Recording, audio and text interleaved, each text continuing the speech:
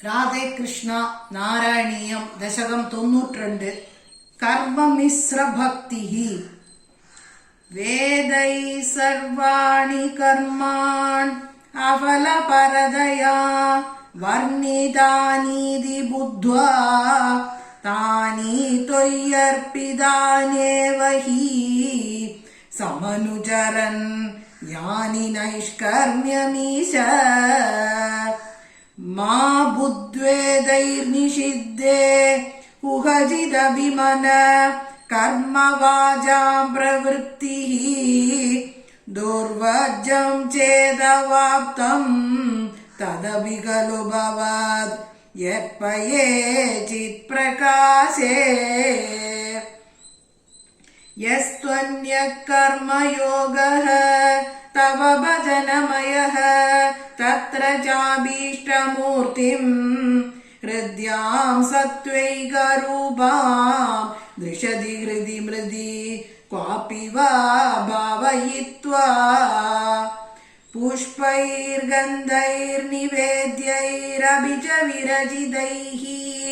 ശക്തിദോ ഭക്തിപൂതൈഃ നിത്യം വർയാം സപര്യാം വിദദദൈ വിഭോ ത്വത്പ്രസാദം ഭജേയം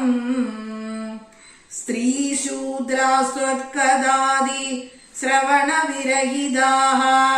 ആസദാം തേ ദയാർഹാഃ ത്വത്പാദാസന്നയാതാൻ ദ്വിജകുലജനുഷോ ഹന്തശോചാമ്യശാന്താൻ വൃത്യർത്ഥം തേ യജന്തോ ബഹുഗതിതമഭി ത്വാമനാകർണയന്തോ ദൃപ്താ വിദ്യാഭിജാത്യൈഃ കിമു ന വിദധതേ താദൃശം മാ കൃതാ മാം പാപോയം കൃഷ്ണ രാമേത്യഭിലഭതി നിജം ഗൂഹിതും ദുശ്ചരിത്രം നിർലജ്ജസ്യാസ്യ വാചാ ബഹുദരഗദനീയാനി മേ വിഘ്നിതാനി ഭ്രാതാ മേ വന്ദ്യശീലോ ഭജതി കില സദാ വിഷ്ണുമിത്തംബുദാംസ്തേ നിന്ദന്യുച്ചൈർഹസന്തി ത്വയി നിഹിതമതി താദൃശം മാ കൃതാ മാം സ്വേദച്ഛായം കൃതേ ത്വാം മുനിവരവപുഷം പ്രീണയന്തേ തപോഭിഃ ത്രേതായാം ശുശ്രുവാദ്യംഗിതമരുണതനും യജ്ഞരൂപം യജന്തേ സേവന്തേ തന്ത്രമാർഗൈർ വിലസദരിഗതം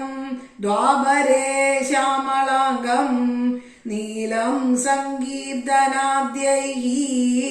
ഇഹ കലി സമയേ മാനുഷാസ്ത്വാം ഭജന്തേ സോയം കാലേ അകാലോ ജയതി മുരരിഭോ യത്ര സങ്കീർത്തനാദ്യൈഃ നിർയത്നൈരേവ മാർഗൈഃ അഖിലധനചിരാത് ത്വത്പ്രസാദം ഭജന്തേ ജാതാശ്രേതാ കൃതാദൗ അഭിഃ കില കലൗ സംഭവം കാമയന്തേ ദൈവാ തത്രൈവ ജാതാൻ വിഷയ വിഷരസൈർമാ വിഭോ വഞ്ചയാസ്മാൻ ഭക്താസ്താവത്കലൗ സ്യുഃ ദ്രമിലഭുവി തതോ ഭൂരിശസ്തത്ര ചോച്ചൈഃ കാവേരീം താമ്രവർണീം മനുകില കൃതമാലാഞ്ച പുണ്യാം പ്രതീചീം ഹാമാമപ്യേതദന്തർ ഭവമപി ച വിഭോ കിഞ്ചിദന്തദ്രസം ത്വയി ആശാപാശൈർനിബധ്യ ഭ്രമയന ഭഗവൻ പൂരയ ത്വന്നിഷേവാ ദൃഷ്ട്വാ ധർമ്മദ്രുഹം തം കലിമപകരുണം പ്രാങ്മഹീക്ഷിത് പരീക്ഷിത് हन्तुं व्याकृष्टखड्गो विनविनहितवान् सारवेदी गुणांशात् त्वत्सेवाद्याशु सिद्ध्येद सति घनतदा त्वत्परे चैष भीरुः यत्तु प्रागेव रोगादिभिरपहरदे तत्र शिक्षयैनम् गंगा गीता च गायत्र्यपि च तुलसिका